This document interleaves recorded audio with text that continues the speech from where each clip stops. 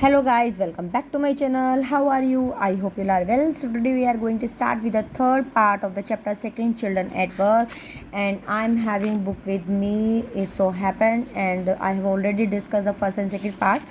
Please you can check in playlist. ठीक है, playlist में जाएंगे आप. प्लेलिस्ट में आप या आप लेसन का नेम भी डालोगे तो भी निकल जाएगा पार्ट 1 या पार्ट 2 करके. ठीक है, आप प्लेलिस्ट चेक कर लीजिए. तो पार्ट 3 हम डिस्कस करते हैं. पार्ट 3 में क्या होता है, let us start. There is a row of hut near some dirty puddle. ठीक है, डर्टी पडल का मतलब जो गंदे से जो छोटे तालाब होते हैं ना, मतलब जैसे कीचड़ सा भर जाता है ना गली में, उसको बोलते हैं पडल. तो वहाँ पे पास में ही एक कुछ हट्स होती हैं. आउटसाइड वन ऑफ द हट, और एक हट के बाहर ही जया डंप हर सैक, और जया अपना जो सैक होती है, बैग होती है, वो गिरा देती है वहाँ पे. Grateful to his friend Velu things of the days ahead, और कि उस अपने फ्रेंड को कि थैंक्स करते हुए कि वेलू ये सोचते हैं कि अब अच्छे दिन आएंगे उसके. तो जया वेलू वॉकड अलोंग द रोड, और जया और वेलू क्या करते हैं, वो रोड के किनारे से आधे घंटे तक चल रहे होते हैं. Until they came to a bridge, तब तक वो चलते रहते हैं जब तक ब्रिज नहीं आता है. Cross a dirty trickle of water, जैसे कि पानी का जो फ्लो होता है वो चल रहा होता है वहाँ तक. We are in a Triplicane now. ठीक है, वो कहते हैं ट्रिप्लिकेन एक प्लेस है चेन्नई में ही पास में. तो वहाँ पे बोलते हैं see that's a Buckingham canal. Said Jai ने बोला कि बकिंगम कैनल है.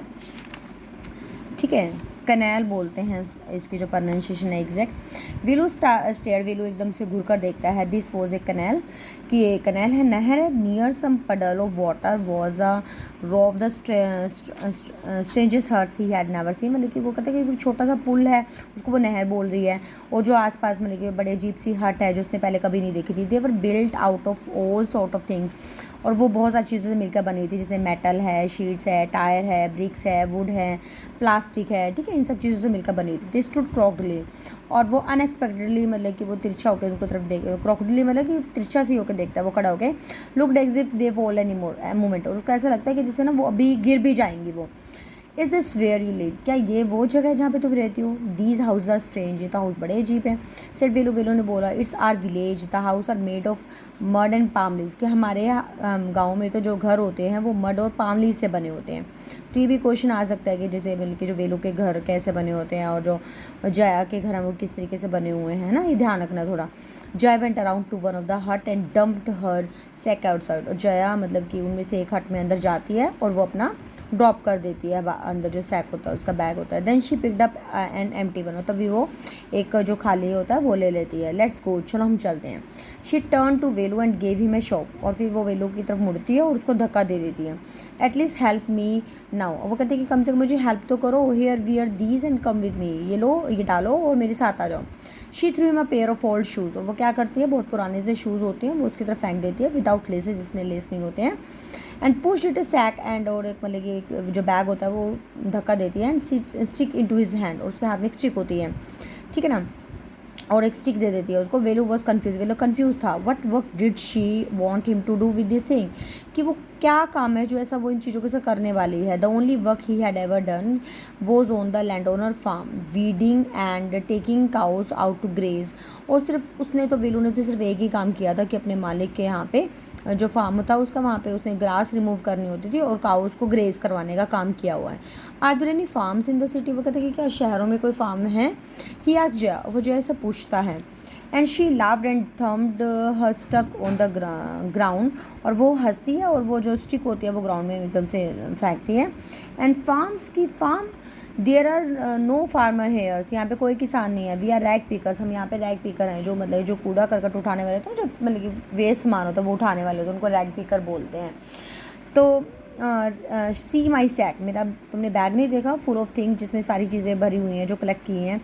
Collected from where, ask Velu, Velu ने बोला कि ये कहाँ से कलेक्ट करी तुमने. From rubbish bin, where else, वो कहते कि कहाँ से, रबिश बिन से ही. यू कलेक्ट रबिश, क्या तुमने रबिश इकट्ठा किया है. Velu had never heard of such a thing, Velu ने तो कभी ऐसा सुना ही नहीं था गाँव में. ए ब्लॉक हेड, ठीक है, कि वो उसको बोलते कि मूर्ख. इट्स नॉट एनी रबिश, ये रबिश नहीं है. Only paper, plastic, glass, such thing, कि ये तो पेपर हैं, प्लास्टिक है, ग्लास है, चीज़ें हैं. वी सेल इट टू जाम बाजार जब्बू. ठीक है। एक जाम बाज़ार होता है जग्गू का, मतलब जहाँ पे मतलब कि जैसे कहते हैं ना, हम लोकल लैंग्वेज में बोलते हैं कबाड़ी वाले की शॉप है ना। तो रैग पिकर शॉप है, तो जाम बाज़ार में जग्गू की शॉप होती है जहाँ पे वो उसको बेच देते हैं। वेलू वॉज पजल्ड, वेलू बहुत कन्फ्यूज था। He had heard of people throwing away with rubbish, और वेलू बड़ा कन्फ्यूज था कि भाई उसने सुना था कि लोग तो भाई जो रबिश होता है, जो वेस्ट होता है, वो फेंक देते हैं। But why would anyone want to buy rubbish, कि कोई वेस्ट को क्यों खरीदना चाहेगा। हु इज़ जाम बाज़ार जग्गू, वो कहते हैं कि जाम बाज़ार जग्गू कौन है। Why is buying all this, और वो ये सब चीज़ें क्यों खरीदता है। You think he buys it for show, क्या तुम्हें ये लगता है कि वो चीज़ें दिखाने के लिए खरीद रहा है। He sells it to factory, वो फैक्ट्री में बेचता है। कम ऑन, जल्दी करो, I don't have time to waste like you, कि मेरे पास तुम्हारी तरह टाइम वेस्ट करने के लिए नहीं है। वेलो डिड नॉट मूव, और वेलो तो हिलता नहीं है। He had not run away, वो बिल्कुल भी नहीं दौड़ता है। Come to this new place to dig through a garbage bins, और उसको ऐसा लगता है कि भाई मैं इस नई जगह पे क्या गार्बेज बिन से मतलब कि उठाने के लिए आया हूँ। Jaya poked at him with her stick, और जया उसको धकेलती है, जैसे एकदम धक्का देते हैं ना, पॉक्ड एट हिम, अपनी स्टिक से उसको धक्का देते हैं। लुक हेयर, मेरी तरफ देखो। शी शाउटेड, और एकदम से शाउट करते हुए बोलते हैं, if someone gets there before us we don't get anything, कि अगर हमसे पहले अगर कोई चला गया ना तो हमें कुछ भी नहीं मिलने वाला। डोंट जस्ट स्टैंड देयर, सिर्फ यहाँ पे मत खड़े हो पोज बनाकर, ठीक है, प्रिटेंड करके दिखाते हो बिग हीरो कि तुम बड़े hero. I am trying to help you, कि मैं तुम्हें कोशिश कर रही हूँ तुम्हारी हेल्प करने की। Who field your stomach today, कि तुम्हारा पेट किसने भरा आज। वेलू स्क्रैच्ड, और वेलू ने अपना सिर खुजाया, थोड़ा सा स्क्रैच किया। एंड साइड, थोड़ा सांस लिया। I will do it for now, चलो मैं अभी के लिए तो करता हूँ। ही thought until I find a better job, वो सोचता हुआ कहता है कि जब तक मुझे एक बेटर जॉब नहीं मिलती तब तक मैं यही काम करता हूँ। तो एट द एंड स्टोरी में हमें क्या पता लगता है कि जो वेलू है वो भी अग्री हो जाता है ये सब करने के लिए, ठीक है, कि जब तक उसको जॉब नहीं मिलती। तो जो इस स्टोरी का जो पर्पस है चिल्ड्रन एट वर्क, कि एक चाइल्ड लेबर को दिखा रहा है कि जो छोटी एज में भी मतलब यंग एज में भी बच्चों को किस तरीके से काम करना पड़ता है। अगर पॉवर्टी है या उनको जो फैमिली है से मतलब कि जैसे कुछ बच्चे अनहैप्पी होते हैं, छोड़कर चले जाते हैं, तब उनको किस तरीके से काम करना पड़ता है। तो चाइल्ड लेबर के ऊपर बेसिकली है कि बच्चों के साथ से हमें काम नहीं करना चाहिए, क्योंकि बच्चों की एज में तो बच्चों को सिर्फ पढ़ना और खेलना ही मतलब अच्छा लगता है, ठीक है। तो बच्चों से काम नहीं कराना चाहिए, क्योंकि हमारे नेशन का फ्यूचर है। तो बेसिकली तो जो ऑथर है उन्होंने यही मैसेज कन्वे किया है स्टोरी से। आई होप आपको समझ में आ गई हो। अगर वीडियो थोड़ी सी भी अच्छी लगी है तो प्लीज़ लाइक करना ना भूलें, क्योंकि मेरे मोटिवेशन का काम करता है। तो मिलते हैं एक नए चैप्टर के साथ नई वीडियो में। Till then be happy, keep studying, bye bye.